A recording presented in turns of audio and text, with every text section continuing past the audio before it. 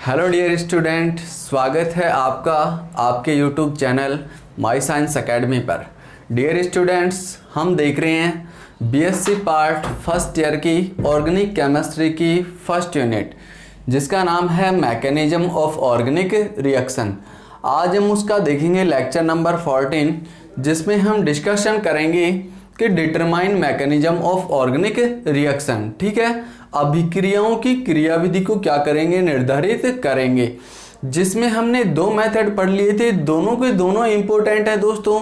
एक पढ़ लिया था अपन ने प्रोडक्ट सिंथेसिस, उत्पाद विश्लेषण, और दूसरा पढ़ा था हमने मध्यवर्ती डिटरमाइन या मध्यवर्ती का अध्ययन। बीएससी फर्स्ट ईयर के हिसाब से दोनों के दोनों इंपॉर्टेंट टॉपिक है दोस्तों। ठीक है, तो एक बार आप रिवाइज कर लीजिएगा। आज हम डिस्कस करेंगे मेथड नंबर 3, 4 और 5। ठीक है, तीनों का डिस्कशन करेंगे। तो आज के वीडियो में हम देखने वाले हैं थर्ड टॉपिक, समस्थानिक प्रभाव, आइसोटोप इफेक्ट। ठीक है, इस मेथड के द्वारा भी हम क्या कर सकते हैं, अभिक्रिया की क्रियाविधि ज्ञात कर सकते हैं। ठीक है दोस्तों, तो पेन और कॉपी लेकर बैठिएगा।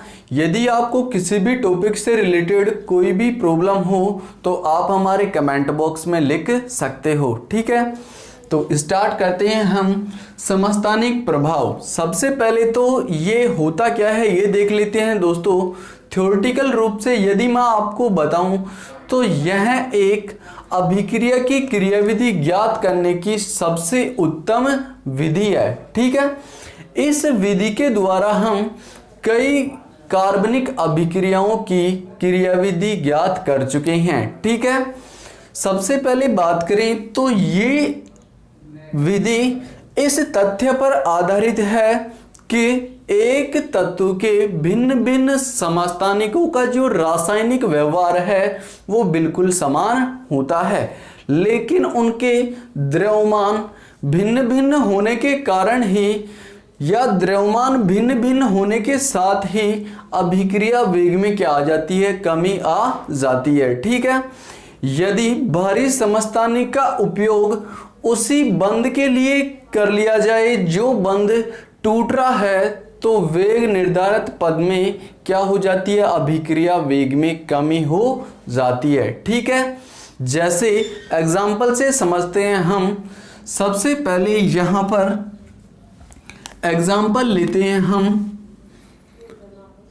R C R, यहां पर O H और यहां पर H। ठीक है, यहां तक क्लियर है।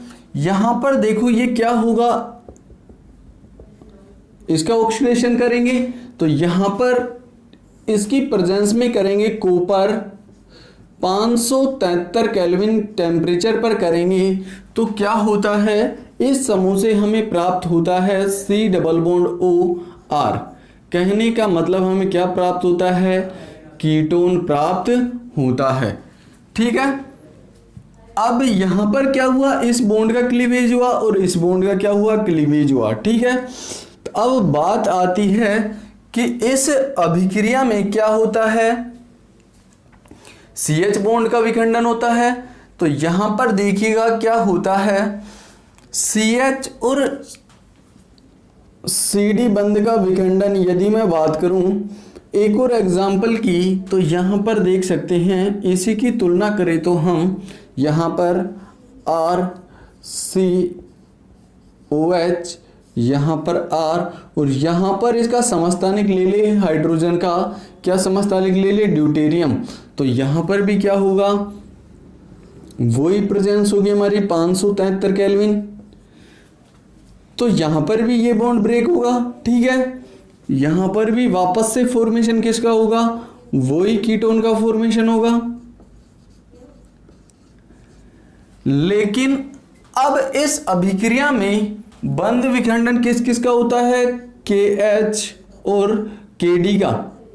ठीक है, KH और KD के लिए इस अभिक्रिया के लिए मान होता है 6.7। ठीक है, कहने का मतलब डिफरेंस क्या होता है, अधिक होता है।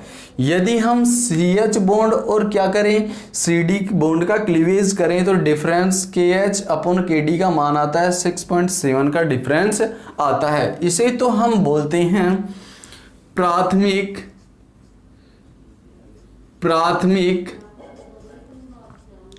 समस्थानिक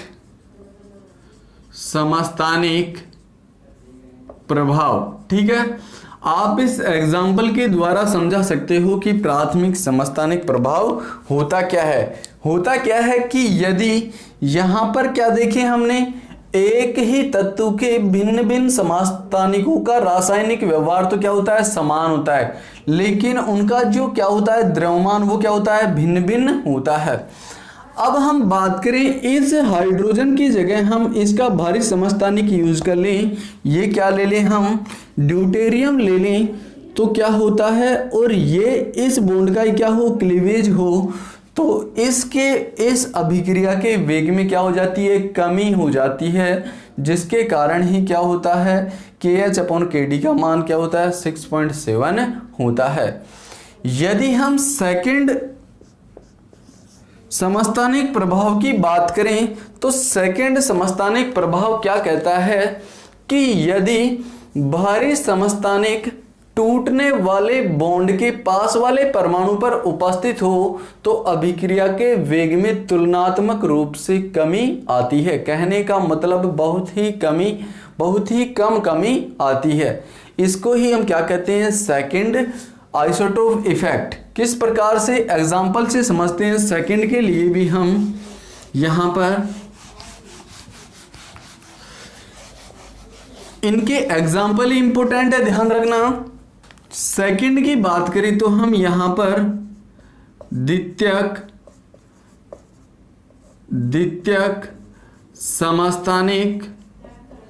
समस्थानिक प्रभाव। ठीक है, ये किस प्रकार से समझा सकते हैं, यहां पर देखो, एक तो ये कंपाउंड है अपना XCH3। ठीक है, इसकी रिएक्शन करवाई हमने KOH एक्वस की प्रेजेंस में, तो यहां पर प्राप्त होता है हमारे को CH3 CHOH CH3। ठीक है, अल्कोहल का फॉर्मेशन होता है। लेकिन यहां पर हम क्या करें, इस हाइड्रोजन का अब भारी समस्थानिक यूज कर ले तो यहां पर क्या होता है, CH3 CHX CH2 और एक समस्थानिक ले ले D। ठीक है, अब इसकी रिएक्शन करवाते हैं KOH एक्वस की प्रेजेंस में, तो यहां पर प्राप्त होता है CH3 CHOH CH2D। ठीक है, अब इस अभिक्रिया के लिए हम क्या करें, अतः इस अभिक्रिया के लिए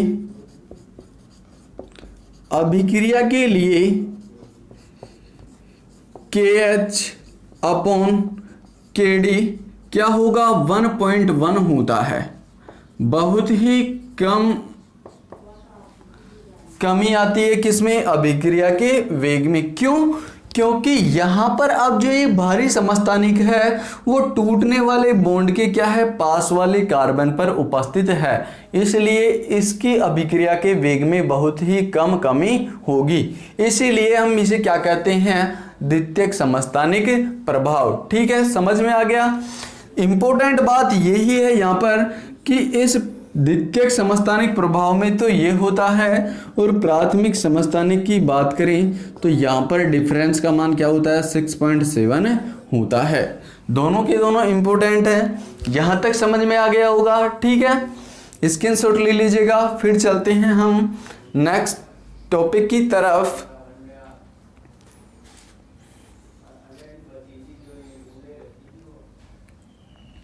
यहाँ तक हो गया, ठीक है। यदि इसके लिए हम एक सेकंड एग्जाम्पल भी यूज ले सकते हैं समस्थानिक प्रभाव में, इसी का एग्जाम्पल है एस्त्रीकरण। एस्त्रीकरण भी क्या होता है, इसी का एग्जाम्पल है। एस्ट्रीकरण में क्या होता है, कार्बोक्सिलिक अम्ल की अभिक्रिया अल्कोहल के साथ करवाते हैं तो हमें ईथर एस्टर का फॉर्मेशन होता है। ठीक है, किस प्रकार से वो भी देख लेते हैं। यहां पर यदि हम इस एसिड की रिएक्शन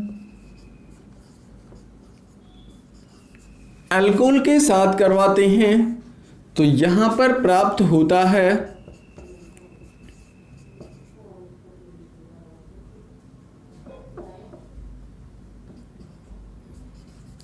एस्टर का क्या होता है, फॉर्मेशन होता है। ठीक है, यहां से क्या होता है,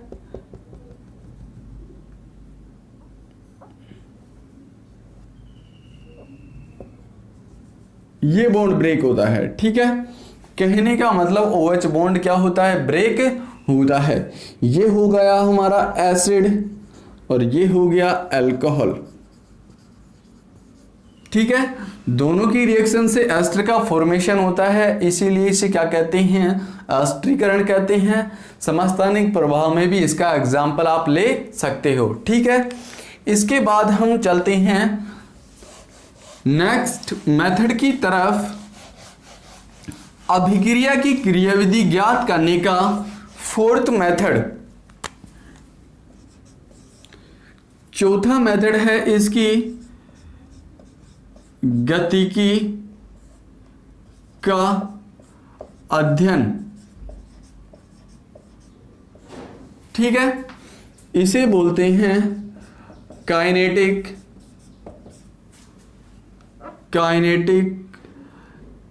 स्टडी। ठीक है, गतिकी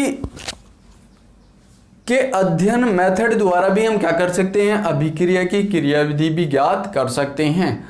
तो सबसे पहले हम बात करें इसके थ्योरेटिकल रूप की, तो किसी भी अभिक्रिया का वेग अभिकारकों के बनने के वेग व उत्पाद, मैं क्या कह रहा हूं वापस से समझिएगा इसको, कि गतिकी का अध्ययन में यदि आप थ्योरेटिकल रूप से लिखना चाहो तो लिख सकते हो, किसी भी अभिक्रिया का वेग अभिकारकों के लुप्त होने का वेग व उत्पादों के बनने के वेग के क्या होता है, बराबर होता है। ठीक है, यदि हम बात करें किसी भी अभिक्रिया के लिए, अभिक्रिया का वेग अभिकारकों की सांद्रताओं के सदैव समानुपाती नहीं होता है। ठीक है, किसी भी अभिक्रिया के लिए यदि हम अभिक्रिया के वेग को ज्ञात कर लें तो उसके द्वारा हम अभिक्रिया की क्रियाविधि का क्या कर सकते हैं, निर्धारण कर सकते हैं। ठीक है,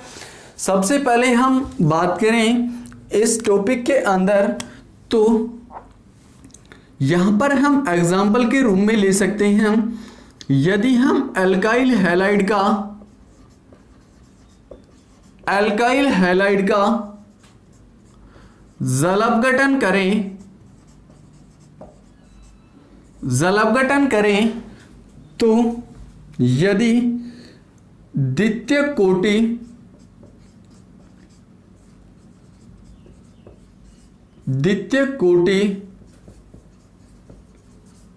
गतिकी दर्शाता है, अभिक्रिया का जलापघटन यदि द्वितीय कोटि गतिकी को दर्शाता है तो इसका मतलब क्या होगा, इसका मतलब अभिक्रिया SN2 क्रियाविधि से होगी। ठीक है, ये हो गया।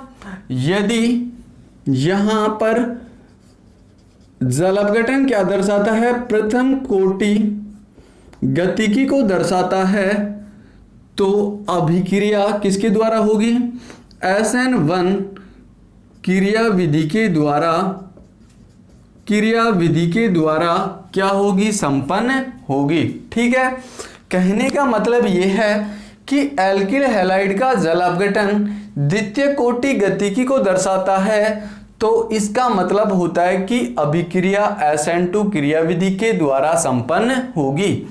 यदि एल्किल हैलाइड का जल अपघटन प्रथम कोटि गतिकी को दर्शाता है तो अभिक्रिया SN1 क्रिया विधि से होगी। ठीक है, यहां तक क्लियर है। एग्जाम्पल से समझ लेते हैं हम यहां पर, जैसे CH3Br इसकी रिएक्शन करवाते हैं NaOH के साथ एक्वस, तो यहां पर प्राप्त होता है हमें CH3OH NaBr। ठीक है, इस अभिक्रिया के लिए हम रेट की बात करें तो रेट होता है CH3Br पर डिपेंड करता है और एक करता है NaOH पर। ठीक है, कहने का मतलब इस अभिक्रिया का वेग इन दोनों अभिकारकों की सांद्रता पर निर्भर करता है, इसीलिए ये क्या होगी, सेकंड ऑर्डर रिएक्शन। ठीक है, इसे बोलते हैं बाइमोलिक्यूलर रिएक्शन। तो हम कह सकते हैं अतः यह अभिक्रिया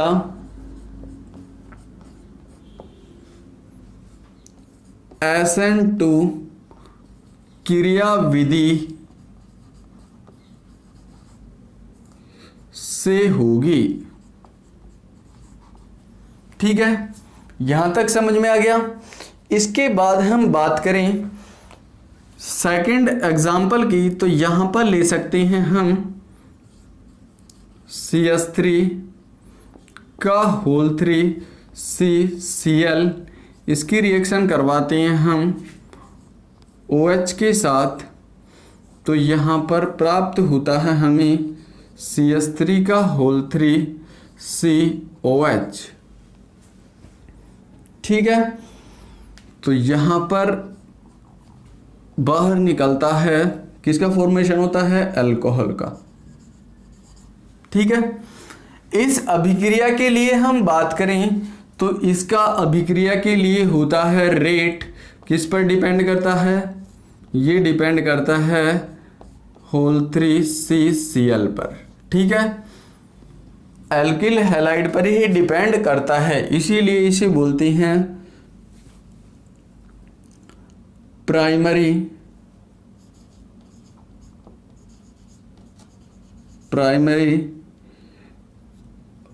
ऑर्डर रिएक्शन। ठीक है, या इसे बोल सकते हैं हम यूनिमोलिक्यूलर रिएक्शन। ठीक है, तो इसके अभिक्रिया के लिए हम क्या कह सकते हैं कि उपरोक्त अभिक्रिया SN1 क्रिया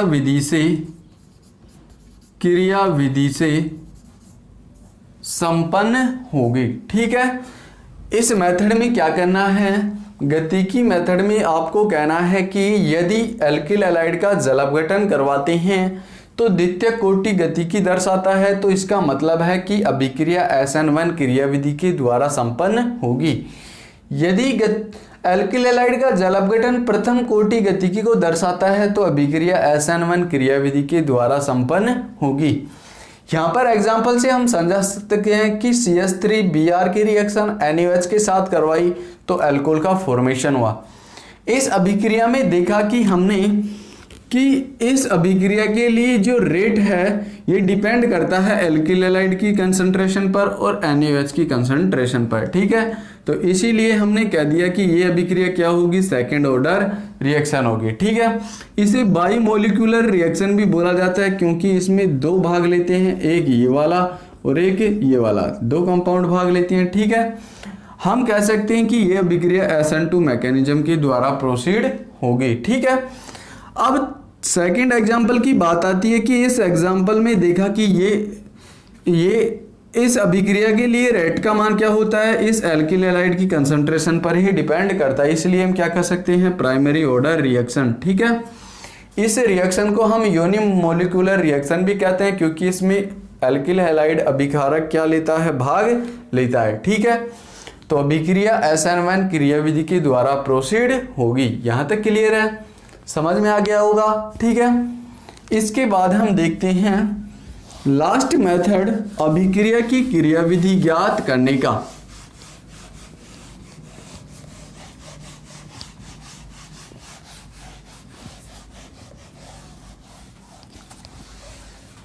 इसके बाद देखते हैं हम लास्ट मेथड, फिफ्थ मेथड है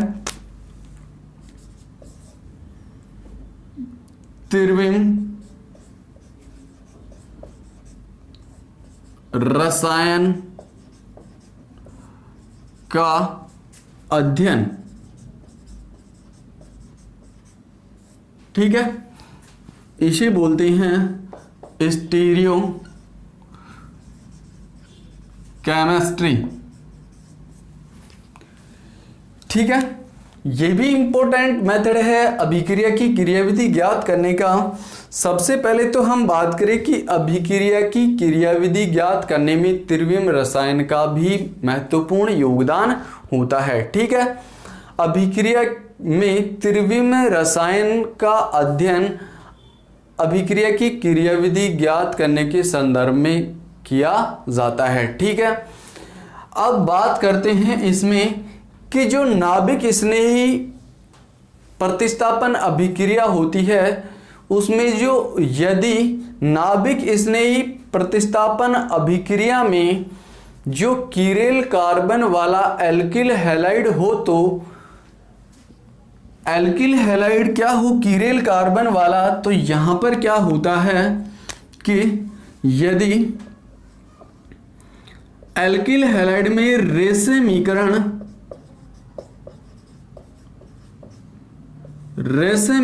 क्या होता है, रेशमीकरण बनता है, तो यह SN1 अभिक्रिया की मैकेनिज्म को क्या करेगा, प्रोसीड करेगा। यदि यहां पर वाल्डन प्रतिपन्न होता है, एल्किल हैलाइड में वाल्डन का प्रतिपन्न होता है, तो यहां पर होती है SN2 मैकेनिज्म। ठीक है, दोनों के दोनों इंपॉर्टेंट है, ध्यान रखना। अब हम एग्जाम्पल के द्वारा समझते हैं। सबसे पहले समझते हैं हम SN1 क्रियाविधि को। ठीक है, एग्जाम्पल इंपॉर्टेंट है इस अभिक्रिया में, तो एग्जाम्पल समझ लेते हैं। सबसे पहले हम कंपाउंड लेते हैं, कोई भी कंपाउंड ले लिया, यहां पर C6H5CH, यहां पर ले लिया हमने CS3, ये ले लिया Br। कहने का मतलब एल्किल हैलाइड कौन सा होना चाहिए, कायरल सेंटर का होना चाहिए। यदि कायरल सेंटर वाले एल्किल हैलाइड में रेशमीकरण प्राप्त होता है तो SN1 मैकेनिज्म होती है, यदि वाल्डन का प्रतिपन्न प्राप्त होता है तो SN2 मैकेनिज्म होती है। यहां पर देखते हैं ये पार्शियली पॉजिटिव और ये क्या होता है, पार्शियली नेगेटिव। ये Br नेगेटिव यहां से निकलेगा और यहां पर क्या होगा, स्लो स्टेप होगा ये। ठीक है, तो यहां पर क्या प्राप्त होगा हमें, C6H5, ये C यहां पर प्राप्त होगा हमें हाइड्रोजन और यहां पर प्राप्त होगा हमें CH3। ठीक है, ये प्राप्त होगा, ये PZ क्या होगा, वैकेंट ऑर्बिटल होगा, कार्बोकैटायन होगा। ठीक है, अब यहां पर देखो होता क्या है, इसकी ज्यामिति क्या होगी, समतल त्रिकोणीय ठीक है, यहाँ तक क्लियर होगा। ये क्या होगा, Br नेगेटिव बाहर निकलेगा। यहाँ तक क्लियर है। अब सेकंड स्टेप में क्या होता है, समझने की बात यहाँ पर ये है, इधर समझिएगा इसको। सेकंड स्टेप में क्या होता है कि ये अपने पास है, क्या है, C6H5,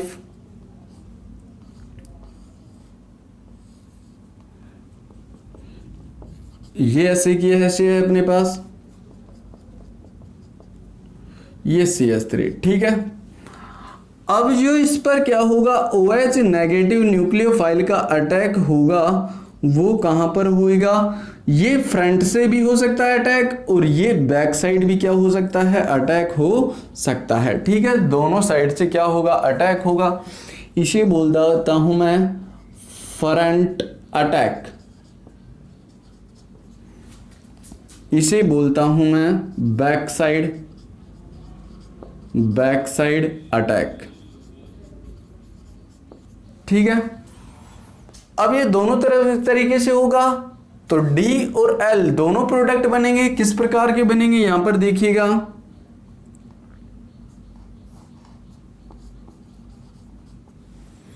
यदि इधर हो तो यहां पर क्या होगा, यहां पर होगा C6H5C H CH3OH, ठीक है। ये तो हुआ D फॉर्म, यहां पर ही बनता है इसके साथ ही OH C6H5H, ये CH3, ये होता है L फॉर्म, ठीक है। इस प्रकार से फॉर्मेशन होता है, इसे ही बोलते हैं हम रैसमिक मिक्सचर।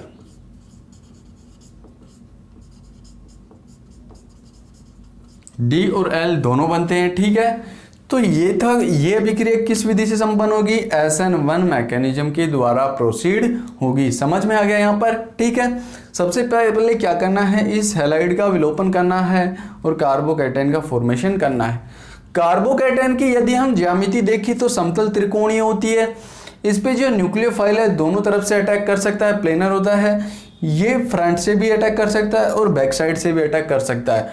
तो दोनों प्रकार के प्रोडक्ट बनते हैं D और L, इसीलिए हम कह सकते हैं कि इसमें क्या बनता है, रैसमिक मिक्सचर बनता है। तो ये अभिक्रिया कौन सी मैकेनिज्म से प्रोसीड होगी, SN1 मैकेनिज्म द्वारा प्रोसीड होगी, ठीक है।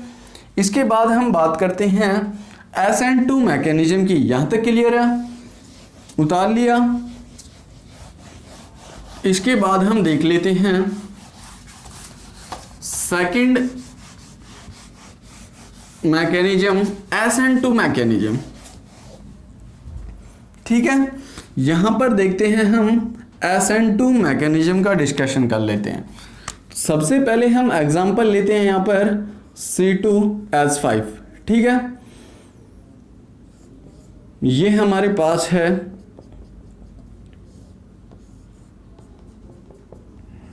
CH3Br,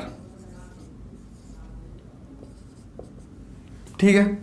लेकिन इससे पहले क्या होता है, ये OH नेगेटिव है, ये अटैक करता है इस कार्बन पर। तो यहां पर क्या बनता है,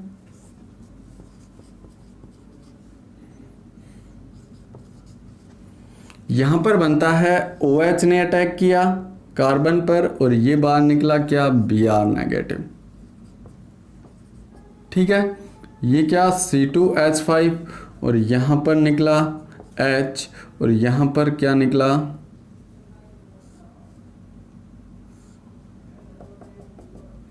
CH3, ठीक है। ये क्या बनी, ट्रांजिशन स्टेट, संक्रमण अवस्था बने, ठीक है। इसके बाद होता क्या है, फर्स्ट स्टेप होता है,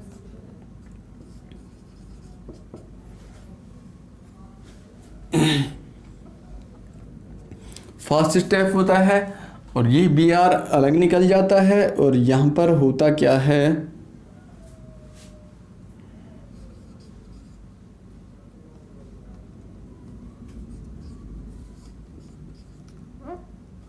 C2H5CH3। तो ये तो होता है L फॉर्म और ये होती है D फॉर्म। ठीक है, इसमें क्या होता है, वाल्डन प्रतिपन होता है, वाल्डन प्रतिपन। ठीक है, पहले D था, उसके बाद क्या हो गया, L हो गया। तो इसीलिए हम कह सकते हैं ये अभिक्रिया SN2 मैकेनिज्म के द्वारा प्रोसीड होगी। यहां तक क्लियर है? ठीक है, समझ में आ गया? ठीक है, तो आज के लिए इतना ही लेक्चर काफ़ी है। ये आपकी हो गई कंप्लीट तरीके से पूर्णतः ऑर्गेनिक केमिस्ट्री की mechanism of organic reaction unit number 1 complete तरीके से समाप्त हो गई है। ठीक है दोस्तों, यहाँ तक देखने के लिए आप लोगों को धन्यवाद दोस्तों। इसके बाद हम नेक्स्ट वीडियो में स्टार्ट करेंगे यूनिट नंबर 2। ठीक है दोस्तों, thanks for watching this video, thanks a lot.